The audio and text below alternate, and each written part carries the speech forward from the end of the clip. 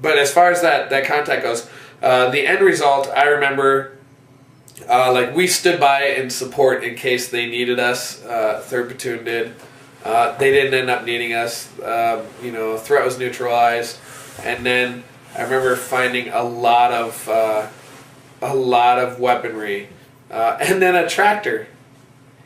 A lot of weaponry. You're just like laying around the city. No, they're in this little compound that we were in, where this little fight took place, and I wish I could remember more, but I just don't.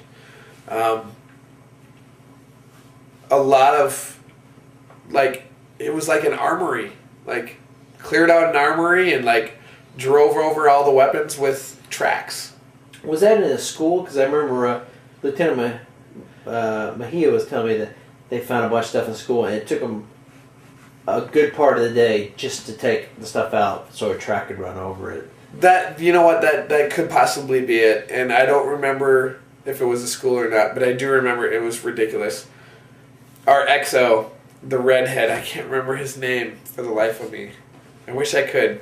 If I heard it, I would. But anyways, he found a tractor, like a little tractor, like farm tractor, and was like all of a sudden, like, me PFC, nobody sees our company executive officer driving down the road on a Iraqi tractor. Like, I'm like, wow, we're Marines, we're professionals, and yet we have fun. Like, it was pretty funny, but. Oh, so he wasn't. It was definitely on the lighter side of things. Okay, so he wasn't using that to like run over. No. Okay, I thought you were about to tell me he was using. He wasn't using it for any practical purposes. He was just driving a tractor in Iraq. Like, it's pretty funny to me. Let's see.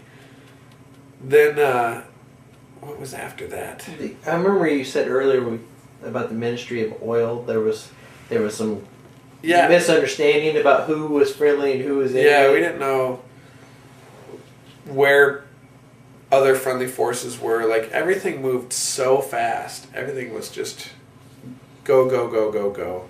And we got to the Ministry of Oil in Baghdad, which was, I remember, them telling us, 13-story building, we got to clear we got to clear the whole thing. And I was like, wow, that's going to suck.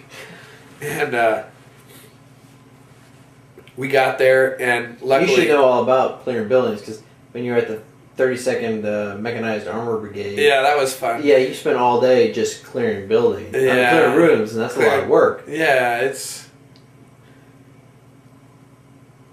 Yeah, I mean, you have to treat every room as if there's a hostile in it, and I remember you were telling me last time that after a while, you and Jamie Brown were competing, yeah. And after a while, like, hey, we need to slow down because there's a really bad guy in there. Yeah. Both of us are gonna, as you said, get schwacked. Yeah. Yeah. So as you're clearing, were you part of the clearing? No, that was a different platoon, and I can't remember which one it was. But we, 3rd Platoon, ended up taking, outboard security. So there was every building in Iraq is fenced in, but this one actually had like guard towers. It was, there was big, probably 15-foot concrete walls around this entire, so there's a big courtyard around the building, around the structure, and then there was like, guard towers here and there. Like, no kidding, guard towers are like spiral staircases up to the center, and like pretty... These are guard towers like you see in Shawshank Redemption. These are like guard towers from like the old Vietnam movies where it's just a ladder. And you go No. This is like an elaborate guard tower, like concrete, like center pole holding it up with like a treetop, center, and then like this spiral staircase that went up and like came through the floor, and then like you had the, you could walk all the way around it, and then like, no kidding, like roofed on top, and like it was a legit, guard tower. And y'all just man these guard towers? Yeah, we ended up manning those guard towers. This was all 3rd Platoon that was like outboard security? Yeah, I don't know if there was anybody else mixed in, but I know all of 3rd Platoon definitely did outboard security, as far as like making sure no one else would be able to come in while we were securing the building and stuff. So you're told to go in these guard towers, you're like, hey, let's just go in these guard towers. On honestly, I don't know if like someone had given the order, but you know, in the position that I'm in now, like I would consider that like obvious. Like I'd be like, why aren't you guys getting these guard towers? Like perfectly good place to. So like probably were like hey, go man these guard towers. Like get some outboard security on us. And